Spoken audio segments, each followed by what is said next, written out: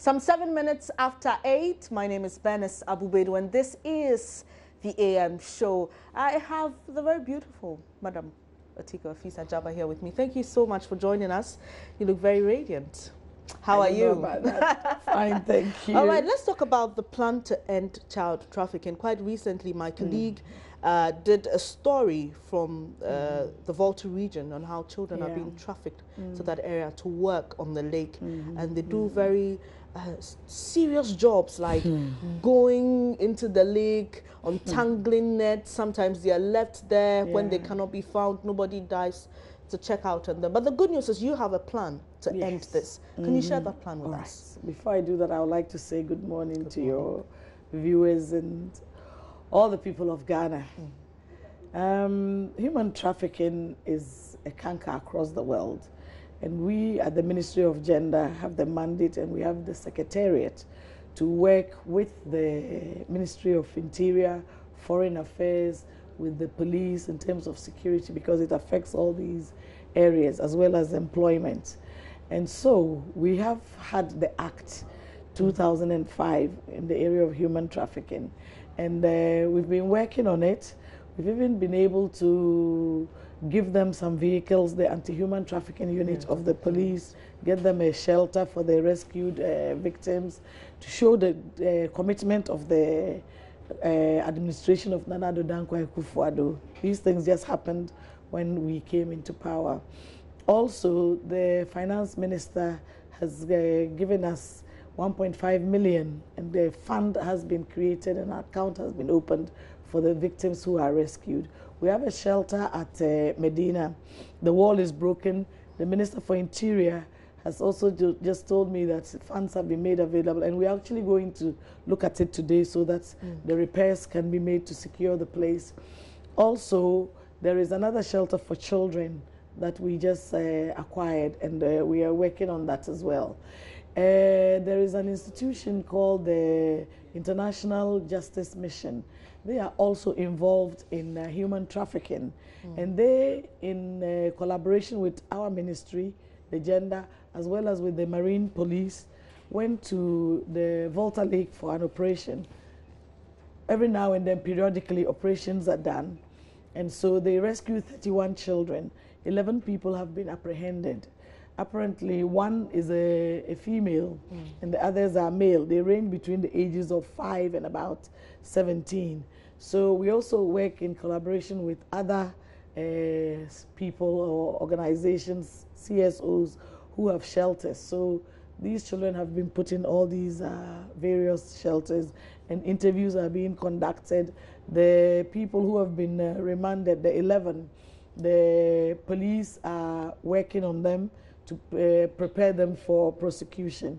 So these are some of the things that the ministry is involved in. We've also come out with our National Plan of Action. We just finished it on human trafficking, and we'll be rolling it out soon. We'll actually launch it and roll it out this year.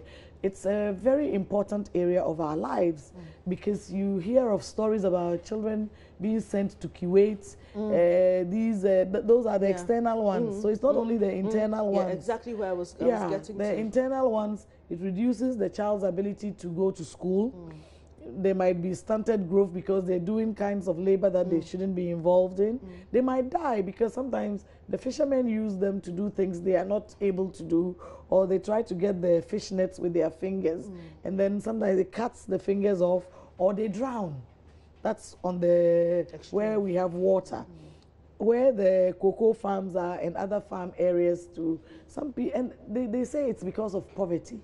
Poverty is no excuse to sell your child off for 20 Ghana, because how much is 20 Ghana? All right, so in the case of some of these reasons, other people have argued that if we could have interventions, obviously there's the LEAP, which is meant to support families that cannot fund or take care of themselves. In that aspect, in terms of dealing with some of these causes, obviously, like you mentioned, some of these are attitudinal. Some parents just may not even sell off their own children, but their relative who died, and they just want to dispose with them, the children off. What are we doing in terms of dealing with the causes and also the laws that we have. You mentioned the act, it exists, but people have spoken so much about the enforcement of these laws. That's where we are now. The Children's Act has been in place. We shouldn't abuse any child physically or mentally. So the enforcement is what I'm talking about. We have a plan of action and we're rolling it out. It also goes with changing of attitudes and, of course, the economic empowerment. But like I said, even poor people have pride. It's no excuse to sell off your child for any reason because you are poor. We've all been through childhood poverty. Why didn't our parents sell us off? So it's a program that we're going to have an aggressive campaign to let people have pride in themselves, self-esteem, and understand the worth of that child to you. If that child grows up like you, you'll be of more benefit to your parents or your carers than if they sold you off at 6 years old. Because maybe they give you a motorbike or they give you 20 Ghana, whatever it is, it cannot quantify, look at you.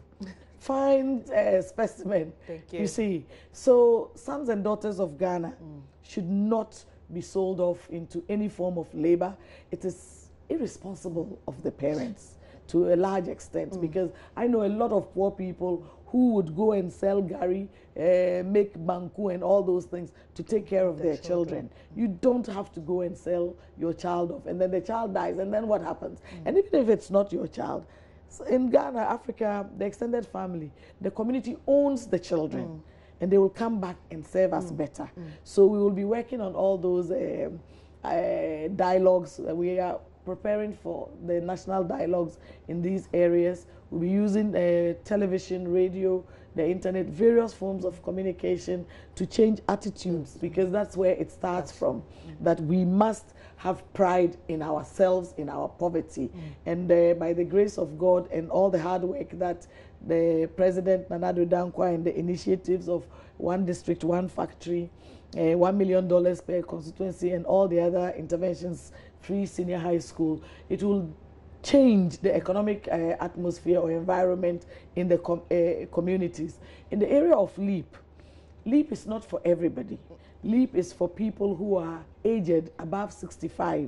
It's also for pregnant women, especially with carers, young children below the age of 2.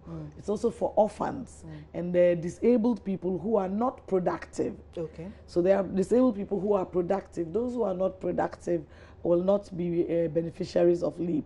We have special cases like the leprosarium or the alleged witches. How do we support them until they are economically endowed? So in special cases, we also have funds for them. So children who are rescued, we will see how best to support them until either they can go back to their parents or they get into education or they get into, when they get older and they are working, they can take care of them. So the system is designed to support, but it's not there for everybody. All right, but child trafficking is a very complex issue. I mean, people may just see us sitting here talking about this and think, why haven't you been able to solve it?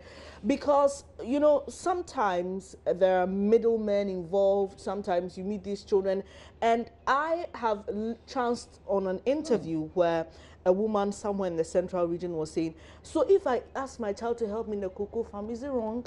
If you sit in the house, you can ask your child to sweep the room for you. You know, some of these things, some of these arguments they raise and all that. And the fact that Ghana is not only a place where we experience the trafficking, some people use Ghana as a transit point. Yes, yes. So in that sense, how are we dealing with all those cases? We have some Nigerian girls who were brought in here. Apparently, the person said she was taking them to Germany, and they kept them here, made them prostitute themselves, seize their passports. So from that angle, how are we also dealing with it? Are we working with our Ghana international? is a source as well as a point of transit. And we have trained about 30 officers, and they are at the airports to check these things.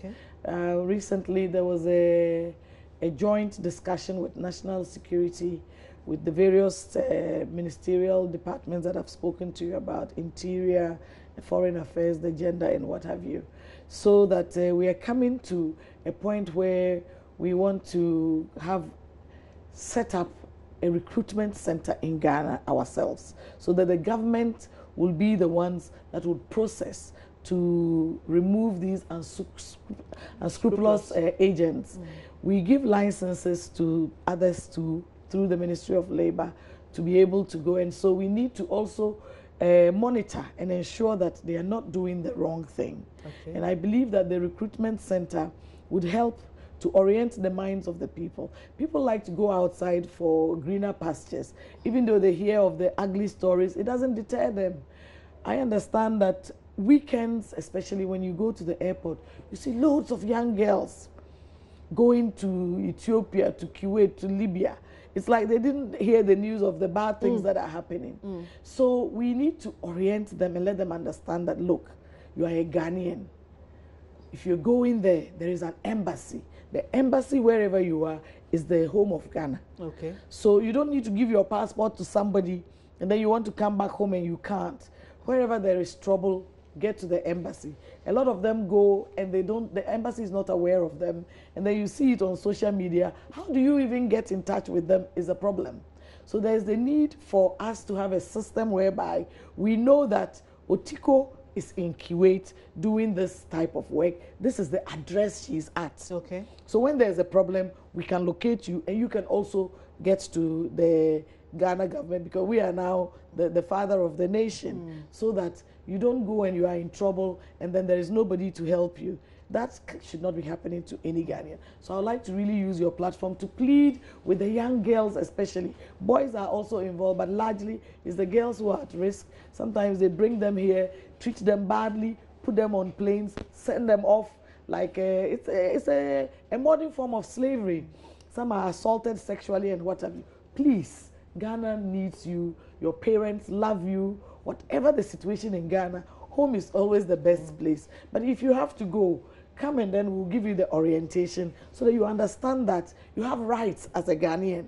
If you're working anywhere, like this young girl that had pepper in her eyes, she has rights. And so the system is taking care of her. In Ghana, even when you are outside Ghana, you have rights. So please, don't think that people can treat you badly just because you are in somebody's country. And you need to also know their customs, where to go and where not to go. And if somebody is, your employer is assaulting you sexually, you need to know who to call. That, look, this is not on just because I've come to work for you. Doesn't mean that you should have this kind of relationship with me. So those are the type of things that we'll be doing.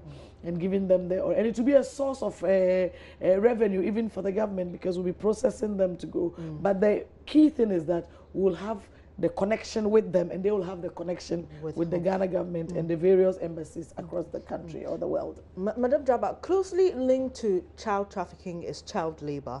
And you've mentioned some of the children on the cocoa farms. But right here in Accra, we see street hawking. Yeah. Very young children. Sometimes after school, especially after 4, you see these very young children even selling water and cleaning the windscreens. And also, another phenomenon is that they're being used by sometimes religious instructors to beg and solicit on the streets. It gets really frustrating. You know, you're in your vehicle, people are looking into it, you're wondering what all this. So right here in Accra, we have that issue also with child labor. Part of our program for this year is to go out there, identify them, know who they are, where they come from. So we are having a database to know that, look, all these children are here, and there's child prostitution as well. And then try to get them back into their homes. It's even started in my predecessor's time, going back to school. We have a program like that in Tema. A number of children were sent back to their homes, about 300 or more of them. So that's for street children. And for the beggars as well.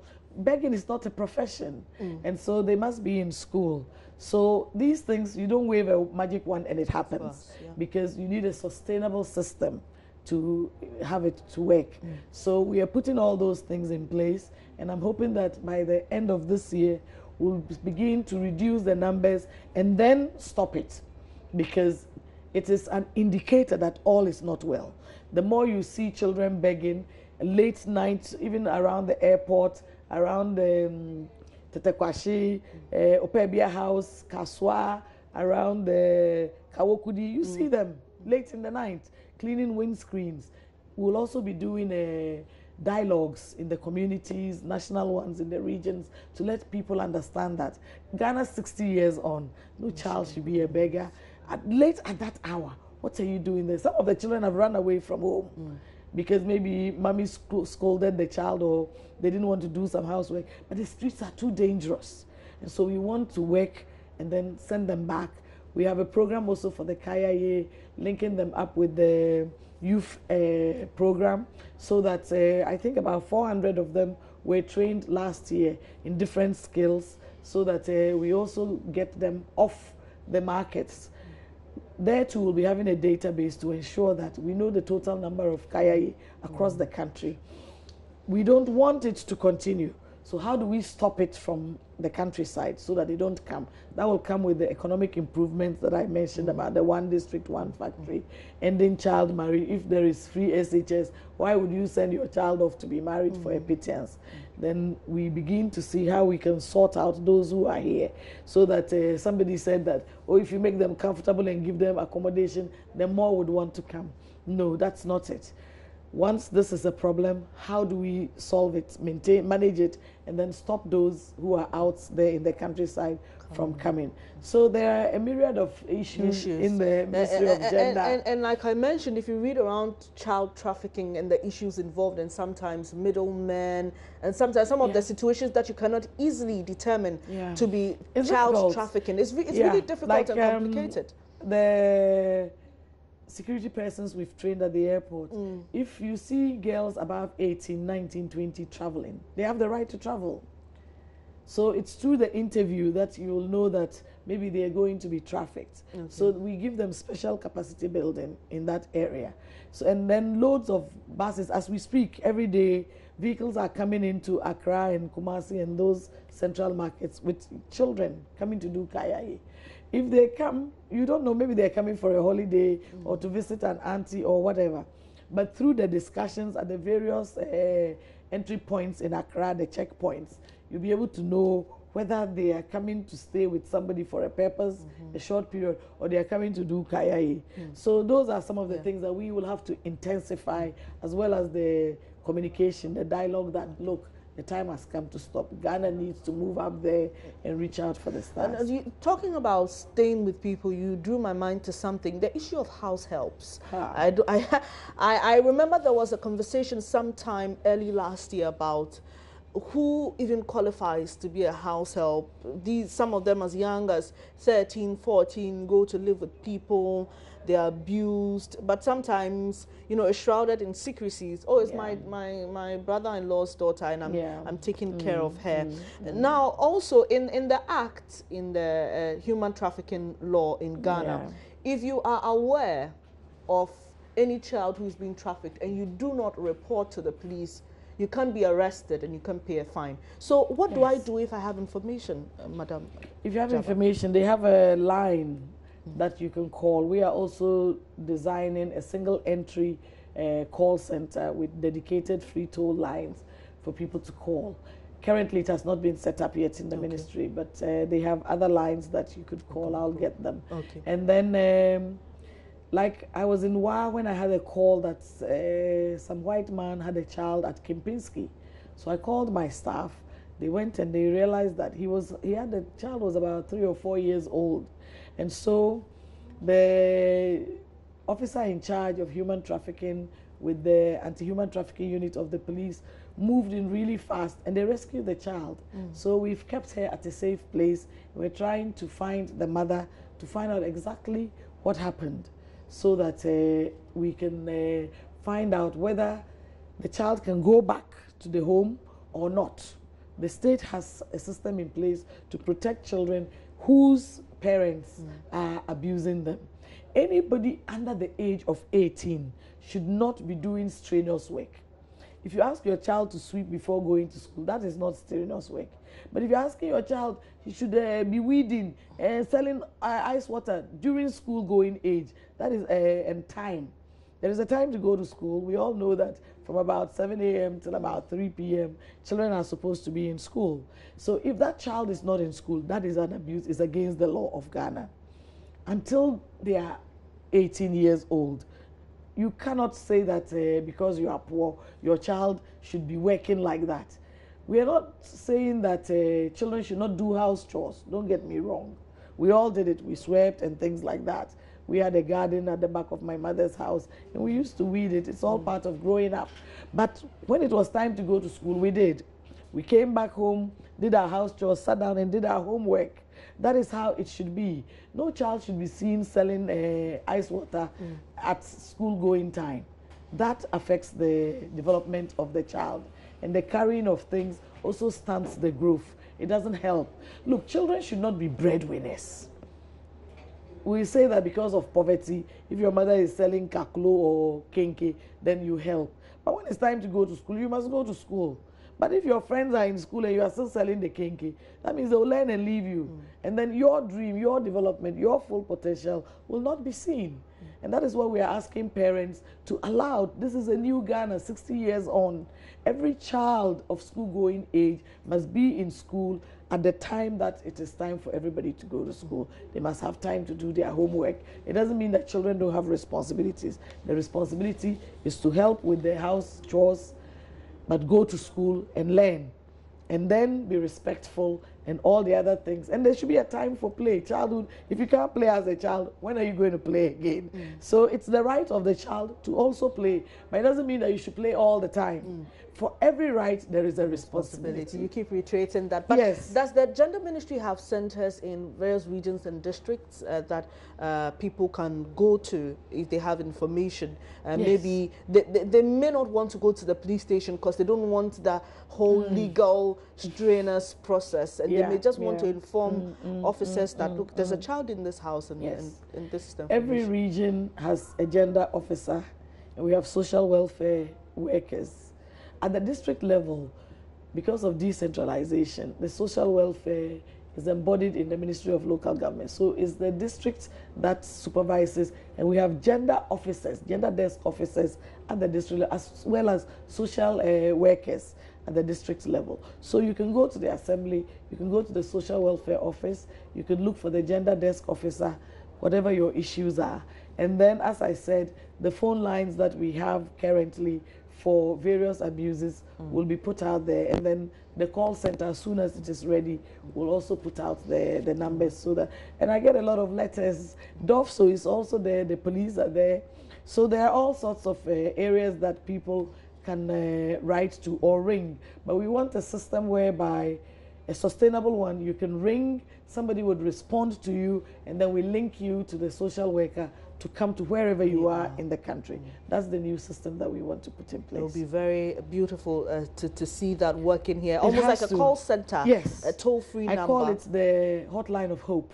Oh, that's nice. Hotline of Hope. Yes. Okay, so talking about the Hotline of Hope, we know that the Gender Ministry is dealing with a lot of other issues apart from child trafficking, but there's something you call the He-She campaign. What's it about? Yes, He for She. He for She campaign. Yes, we are going to launch it soon. It's part of our program for this year.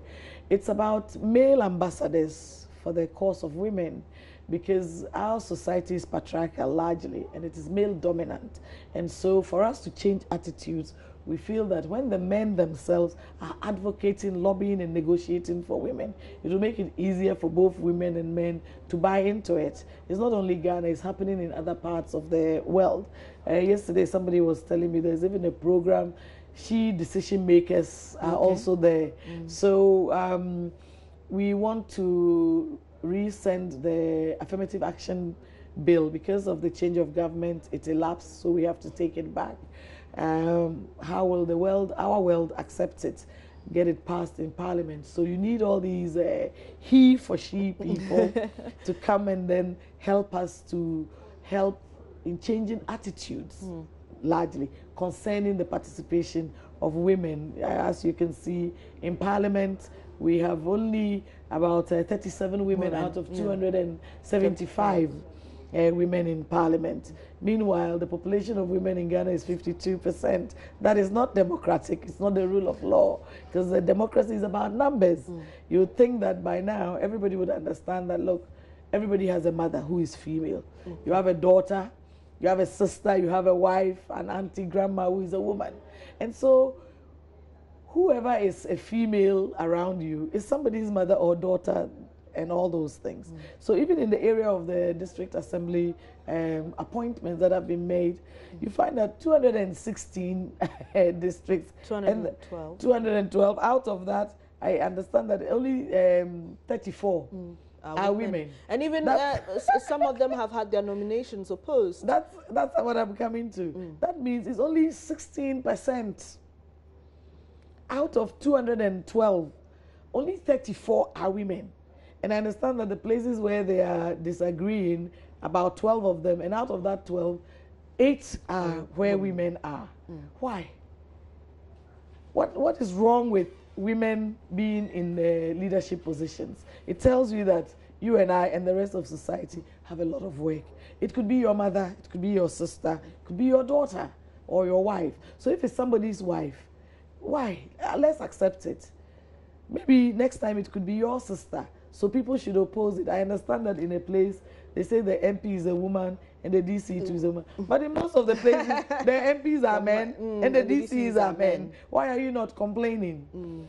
And then they will say, oh, somebody has gone to lobby for somebody. But you are also lobbying for somebody. So if somebody lobbies for somebody and that person wins, if yours had won, would you say no? I was appointed by the president. Some people were happy, some people were not happy.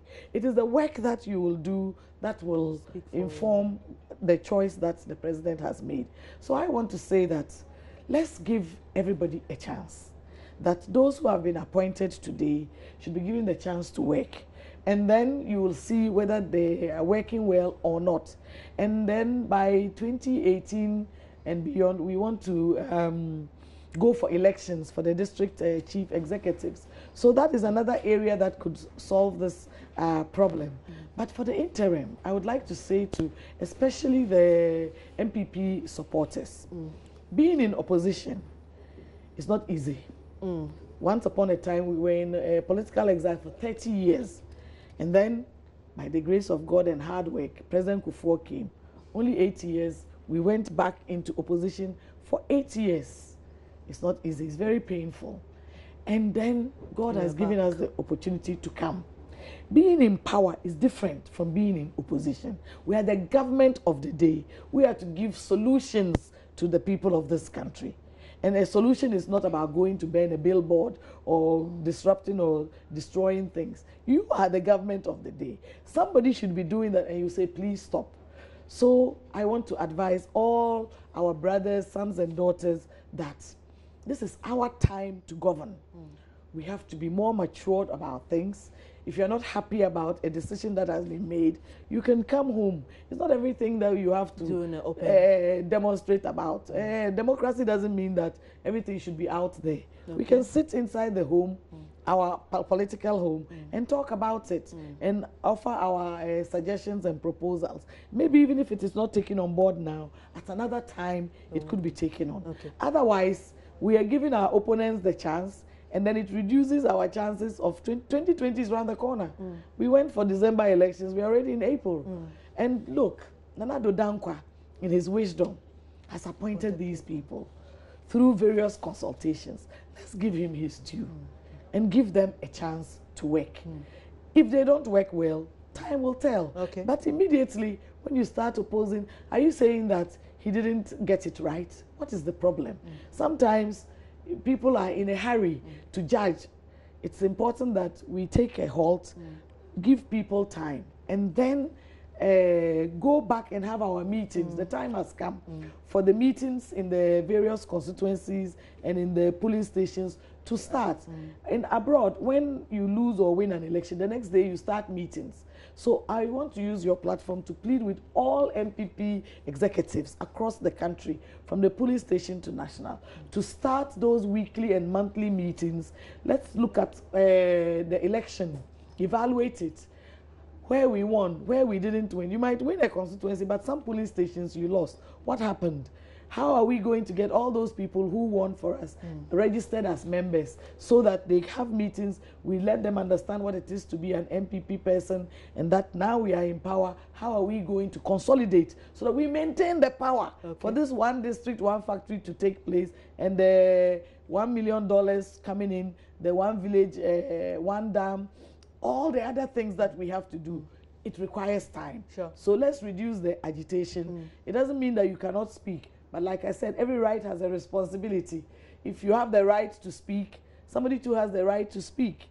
How do we come together, speak together, so that we have one voice out there, and the people of Ghana will continue to be happy that MPP has come to power, and then we maintain the power. You know, when the violence broke out in the Ashanti region as a result of the nomination of Mr. George Ajay, I heard you speaking on Adum TV, the morning show, and you gave out this very passionate advice again. And here we are, a few weeks after we've seen another.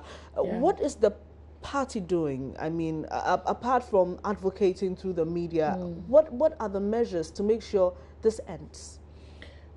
Because, like you said, it's a party. We're all different. People come from different places. They have different ambitions. Their understandings are different. What we do is talk. And so change does not just come, it's a process. And like I said, having been in a position for so long, when you come into power, you are not balanced yet. And so we're all learning how to be in power. My phone is always ringing. How am I going to pick it up? You know, I get like 300-400 missed calls a day.